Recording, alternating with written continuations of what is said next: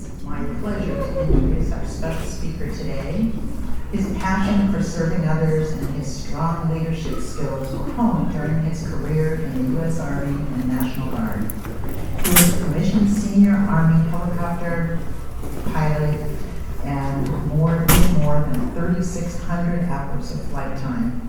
He commanded the 416th Engineer Aviation Unit and was the 107th Armored Cavalry Regimental Intelligence Officer.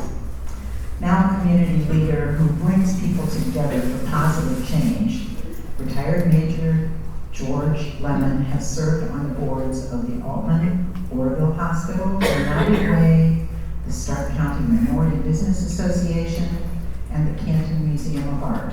He was recently recognized by Women's Impact as a community trustee. Major Lemon has been chairman of the board for Goodwill Industries of Cleveland and East Central Ohio, the Canton Regional Chamber of Commerce, the Stark State College Foundation, and the Altman Foundation. He recently served as general chairman of the Pro Football Hall of Fame Enshrinement Festival. That's big. And these are just a few of the things he's done for our community. I hope I picked the best ones. Are we lucky to have him here today?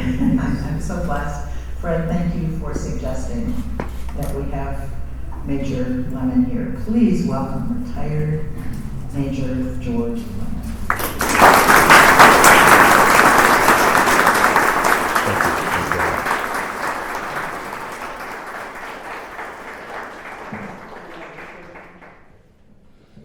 Thanks, Margie.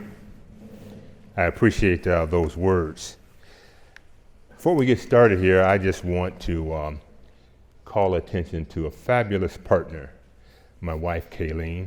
She's been wonderful in assisting me throughout all these years and taking some of the negatives that I present. So, Kayleen, stand up so everybody can see you.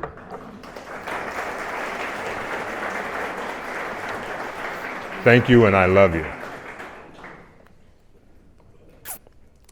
Veterans, guests, and museum staff, thank you for permitting me to present this Memorial Day message today. Will all the veterans and their families or families of those that have fallen please stand, please? We want to recognize you.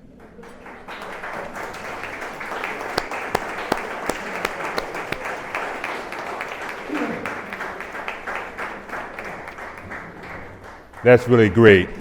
I feel honored and consider this a great privilege to call attention to you and all of our country's heroes. We appreciate and sincerely thank you for your commitment, your youth, and putting your lives on the line to protect the freedoms that we all enjoy. Thank you. Today, I want to review a few facts about veterans and Memorial Day. I also would like to make some comments about dog tags and tell you a story about a hero. In 1868, Major General John A. Logan issued General Order Number 11, designating May 30th as Decoration Day for the purpose of placing flowers and otherwise decorating the graves of comrades and family members who died during the Civil War. These bodies lie in almost every cemetery in cities, villages, and churchyards throughout our country. The holiday, originally known as Decoration Day, started after the Civil War to honor the Civil War heroes, both Union and Confederate. Decoration Day, or Memorial Day as we know it now, is a day of remembrance for everyone who died serving in the American Armed Forces. It is unclear where the holiday originated. Charleston, South Carolina, Waterloo, New York, Columbus, Georgia, and others all claim to be the birthplace of Decoration Day. The event in Charleston may have precipitated Decoration Day. It offers a poignant evidence of a country struggling to rebuild itself after a bloody war.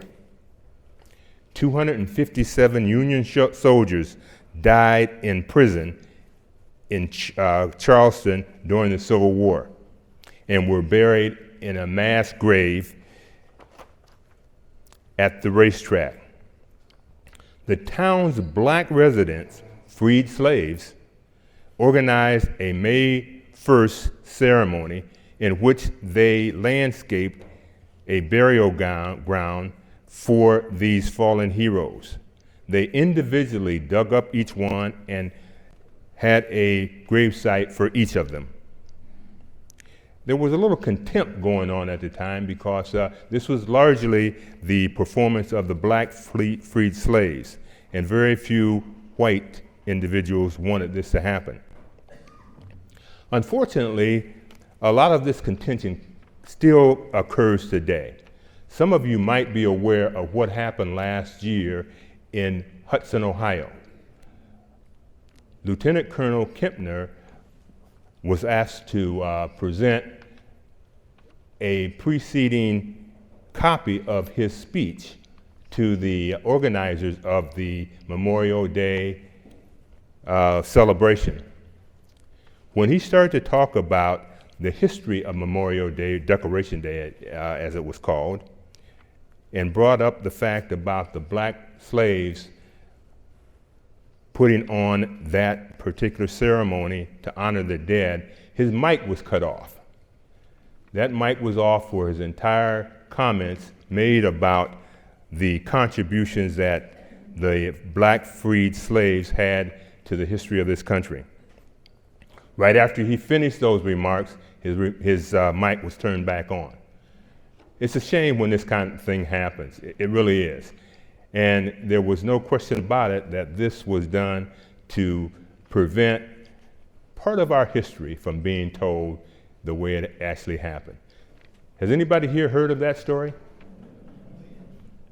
You know, what really happened here is that even though the organizers of that event were trying to keep this from this news from really getting out in the public, it had the opposite effect, because all across the country, people heard about that story.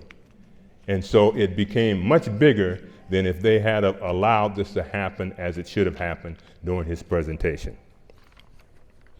Hopefully we can get beyond that, but it's just a terrible thing when you stop and think about it.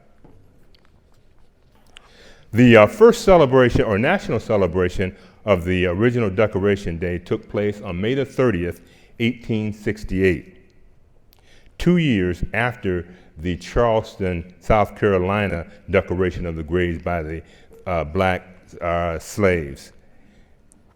This celebration occurred in Arlington National Cemetery. By 1900, Decoration Day became a day to celebrate all American soldiers who died while serving in the military. It wasn't until 1967 that it was legally named Memorial Day. Officially, the official birthplace was declared in 1966. Congress and President Johnson declared Waterloo, Iowa, as the birthplace of Memorial Day. There was a ceremony on May the 5th, 1866, which honored local veterans who had fallen in the Civil War.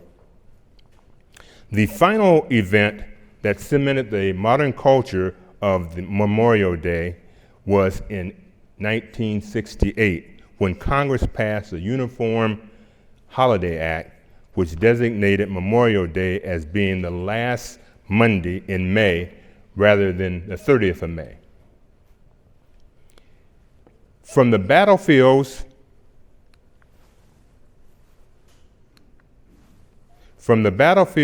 of the Civil War through our military involvement in Iraq and Afghanistan, more than 49 million veterans have served in the armed forces of the United States. During this period, our soldiers have fought in 9 major wars and more than 100 smaller conflicts. It is impossible to determine the exact number of those who lost their lives during the wars and conflicts, but research indicates that more than 1.9 million lost their lives and made the ultimate sacrifice for our country. Currently, there are more than 22.5 veterans in the United States who have served in one of the 8 branches of military service. You will notice that there's 7 decals up there right now. Can anyone tell me what the 8th branch of service is? Say that again, I couldn't hear you. Did someone say the Space Force? Yeah. Space Force, that's exactly right. Yes, as we all know, President Trump was the one to sign this into existence. More than 2 million of the veterans were women. 26 were presidents. 89 were congressmen, and 18 were senators. Let's shift a little bit and talk about these.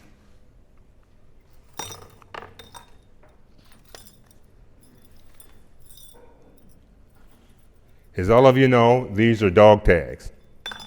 They have a single but somber purpose. They exist to identify our dead heroes. Unlike the mythical cape-wearing comic book heroes, true heroes of this nation wear these with pride. The need for identification was recognized during the Civil War. The soldiers had a strong fear that they would not be properly identified if killed during battle. Because of this, many of the soldiers sewed into their clothing bits of personal information, such as their name, their next of kin's name, the name of their hometown.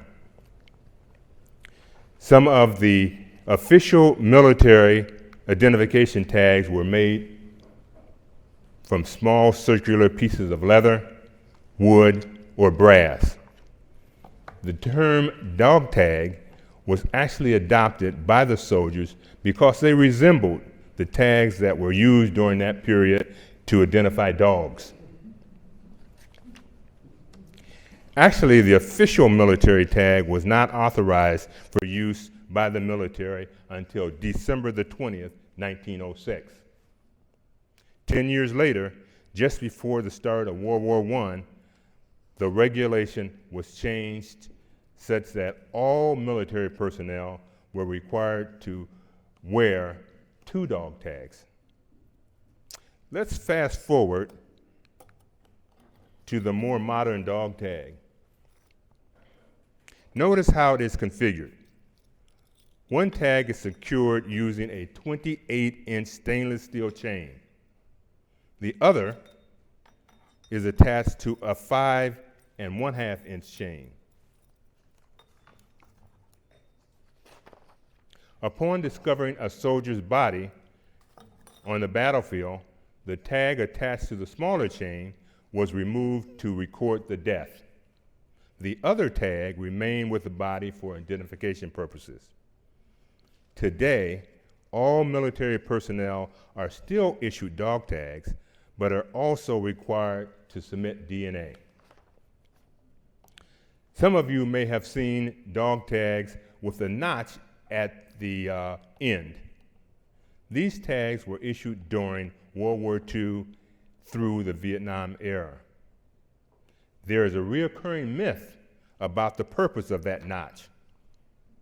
When a deceased soldier was found by his comrades, one tag would be stuck between the front teeth of the deceased soldier to ensure proper identification. This was also thought to hold the mouth open to allow body gases to escape. Actually, this is not true. The notch was used to orient the tag in a device called a dressograph device, which was used this was used on the battlefield to ensure that the death was accurately recorded. This practice was discontinued because mistakenly snipers thought this was a person carrying a .45 caliber pistol, and you can see the resemblance. There's also another rumor about dog tags, which is tied to prisoners of war. One of the official dog tags was thought to be attached to a chain that contained 365 beads. The second tag secured to a chain with 52 beads. These numbers supposedly represent the days and weeks of the year. If this was indeed true, a prisoner of war individual could keep track of his dog, could keep track of the days of the week and the day each day while held in captivity. Research neither confirms or denies this creative but clever rumor. Many of our nation's heroes sacrificed their lives in the name of duty, honor, and country. More than 33,500 of them are interred less than 45 miles from here in the beautiful Ohio Western Reserve National Cemetery. These 33,500 pristine white markers laid out in perfect formation call attention to many unique stories. Stories of what it means to be a soldier, a sailor, an airman, a Marine, a Coast Guardsman, father, mother, son, daughter, brother, and sister. The young men and women who died in defense of our country gave up not only their lives that they were living, but also the life that they would have lived. They were deprived of their history, their future, their chance to love and be loved, the chance to be a parent, and their chance to grow old and enjoy their grandchildren. Too often, we speak of sacrifice in terms of generalities about the larger scope of history and the sum total of our nation's experience.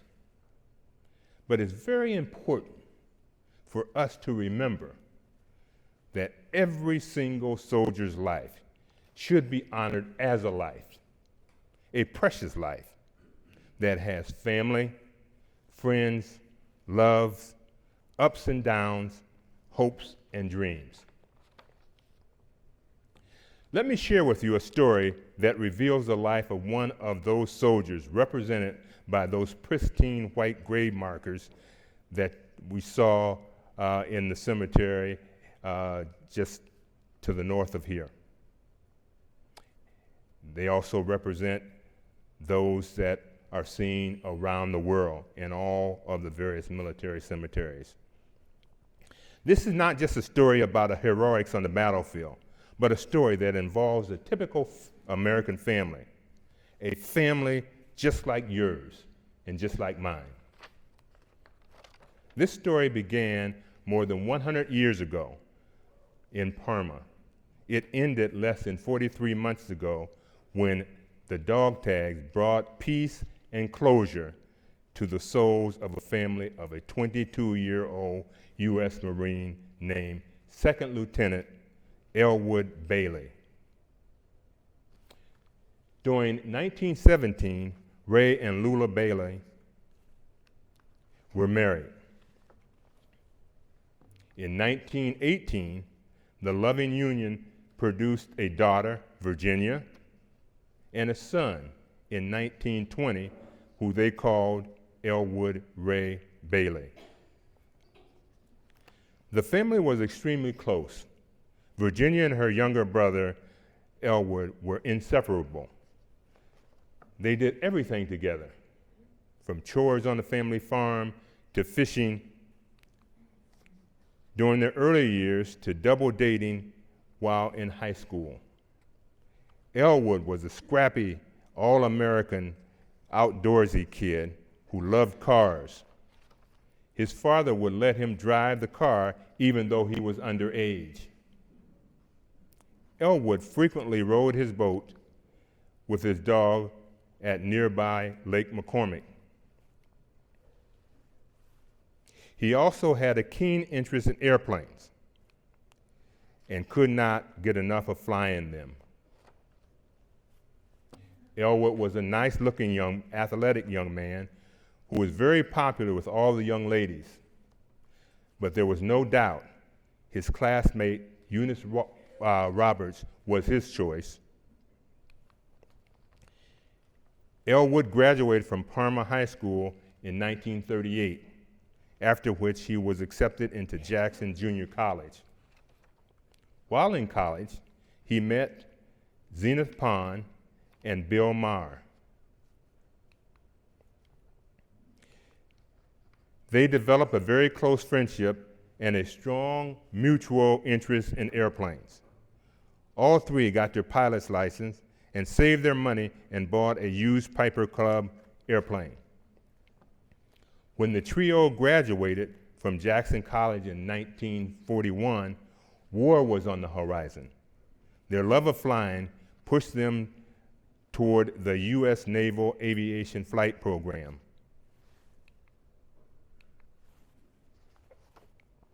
Both Elwood and Zenith made it into the flight program, but Bill did not. He could not pass the Naval Flight Physical. Bill did, however, manage to join the civilian flight program, flying transport missions over the so-called hump, notoriously difficult route over the Himalayas to resupply the Chinese and the Flying Tigers.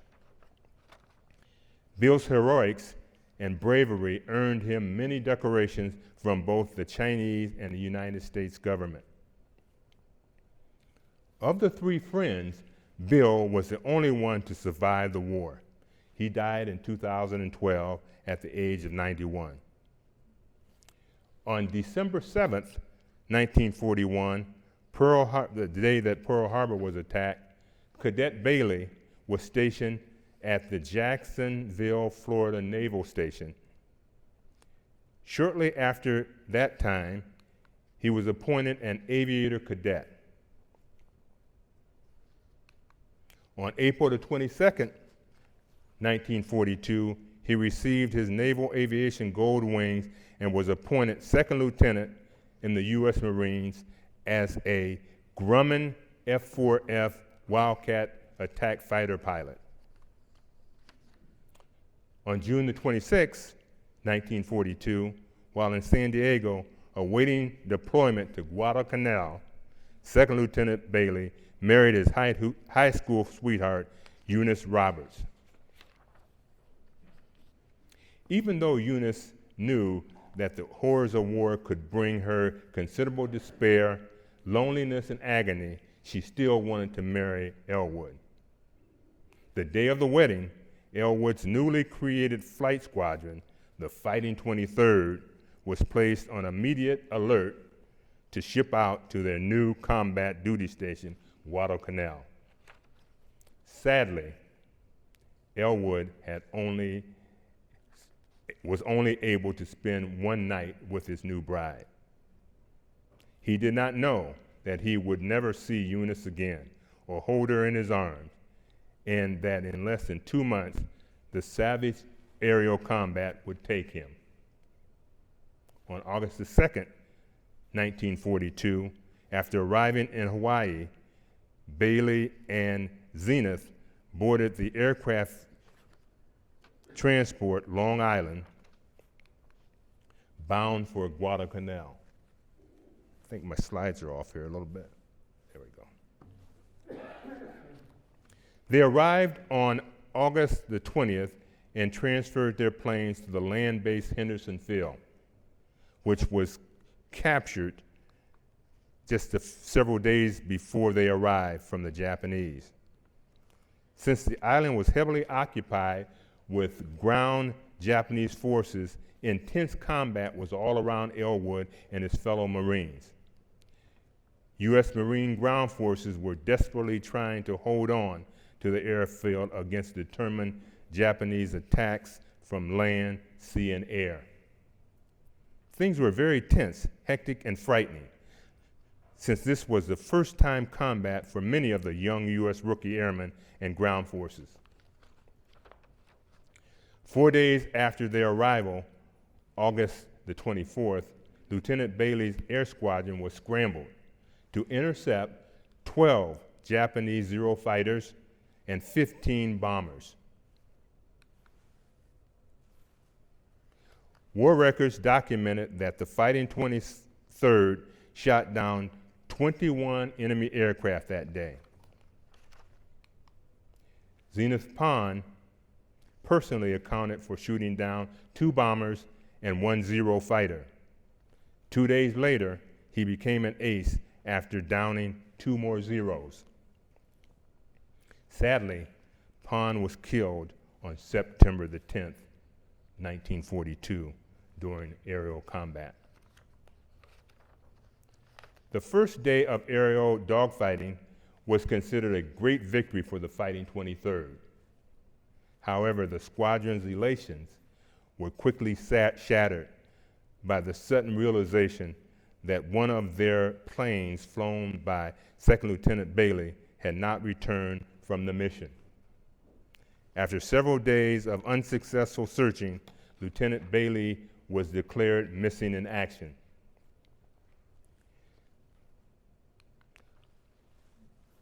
On December 7th, 1942, the first anniversary of Pearl Harbor, Life magazines hit the newsstands with a photo of Major John Smith on the cover. He was a famous flyer from Lieutenant Bailey's squadron. The Bailey family bought a copy of the magazine, only to find that there were some comments about their son's F-4F Wildcat plane and the fact that it was never found. This had to be a terrible read for the family. A year later, on August the 26th, 1943, according to standard military procedure, the Secretary of the Navy made an official find and listed Second Lieutenant Bailey killed in action. The fact that the circumstances of his death were unknown created a real sense of anguish for the Bailey family. Even though they tried to move on, things were never quite the same. They experienced and felt great pain as a result of that loss. 5 years after this occurrence, in 1947, Eunice went to the Elwood parents with a request. She had been treating a wounded veteran in a veterans hospital. They had fallen in love and she wanted their permission to remarry. The Baileys agreed. The grieving family was never the same after the tragic loss. They could not bury Elwood, so they buried the mention of him for the next generation. During the years that followed, Lieutenant Bailey's family passed away, with the exception of 2 nephews, one of which was Wayne Tompkins of Fairlawn, Ohio, who was also a Navy aviator. According to Lieutenant Bailey's nephew, his uncle's death left deep scars on everyone and was just too painful for them to talk about it. What a heart-wrenching experience for the entire Bailey family, to die out with the terrible mystery of what really happened to Elwood. In 2012, the same year that Bill Maher passed away, a series of unusual events occurred. A villager discovered parts of a down, decomposing plane in the dense jungles of Guadalcanal. He recovered several crash site items, sold the wings of the aircraft to a museum, who recognized it as a part of a U.S. fighter plane. The museum notified the United States POW and MIA Command Center, who dispatched a team to investigate. In 2014, Lieutenant Bailey's nephew, Lieutenant Thompson, was scanning the missing Marine combat website when he noticed that Elwood's airplane crash site may have been discovered. He followed up with MIA Accounting Command, but did not receive a confirmation of Lieutenant Elwood. In April 2015, the same villager who initially found the airplane turned over several additional artifacts, including human remains, a pistol, and dog tags. The dog tag was bent and folded nearly in half as if it had been subjected to a very hard blow.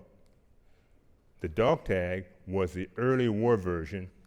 Though it was damaged, it still was legible and bore the inscription, E.R. Bailey, 2nd Lieutenant, USMCR, United States Marine Corps Reserves. The MIA investigation team, after examining the newly acquired items, officially concluded, based upon Lieutenant Bailey's dog tags, that the remains were indeed that of Lieutenant Bailey. Thanks to that dog tag, 2nd Lieutenant Bailey's remains were returned home 76 years after his death. He was buried October the 13th, 2018, with full military honors in his hometown of Parma, next to his parents in Chapel Cemetery. This story makes one think about how interconnected we are to our loved ones. It points to the basic day-to-day pleasures of growing up, to the joys of family, falling in love and being loved, to the enduring freedoms, friendships, to the importance of watching our children grow up, to the joys of being blessed with long life. How sad it is to have cruelties of war take such precious things from us. In spite of the fact that our veterans have given so much to preserve the treasures, many of us tend to take our rights, lifestyle, and freedoms for granted. Yet it seems so well understood and valued by non-Americans throughout the world. This is evidenced by the simple fact that immigrants keep arriving here daily from all parts of the world. Over this year's 246-year history, our military missions have changed, but the soldiers who execute and carry them out have not. What is it that inspires and enables them to rise to the challenge of battle? What is it that motivates them to respond and contribute when called upon? What is it that makes them elevate others to a point greater than themselves? What is it that pushes them to make the ultimate sacrifice while defending this country? The answer to these questions are quite simple. It's their core values. The proud legacy of these men and women of the armed forces are grounded in these core values: loyalty, duty, respect, honor, selfless service, integrity, and personal courage. Our veterans have answered the call to sustain their beliefs in this country. They embraced, delivered, and answered that profound question, which was memorialized in 1961 by John F. Kennedy. Ask not what your country can do for you. Ask what you can do for your country. All of this brings to mind the writings of Charles M. Province, a veteran, author, and founder of the George S. Patton Historical Society.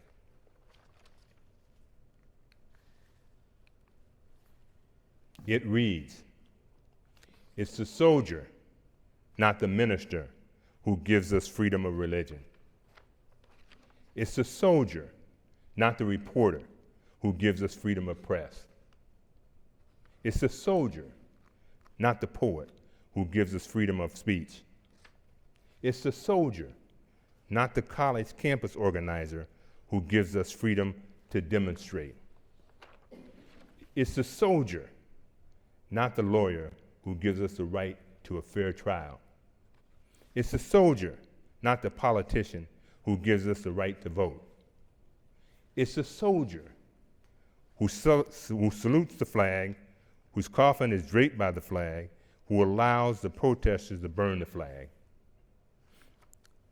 These profound words are very appropriate and gives us great pause to reflect on the true value and importance of our men and women in uniform and those who have made the ultimate sacrifice. What do you say to those who have served? What do you say to those that have served and currently serving? What do you say to the American families of those military men and women who are interred in cemeteries around the world? You simply say, thank you.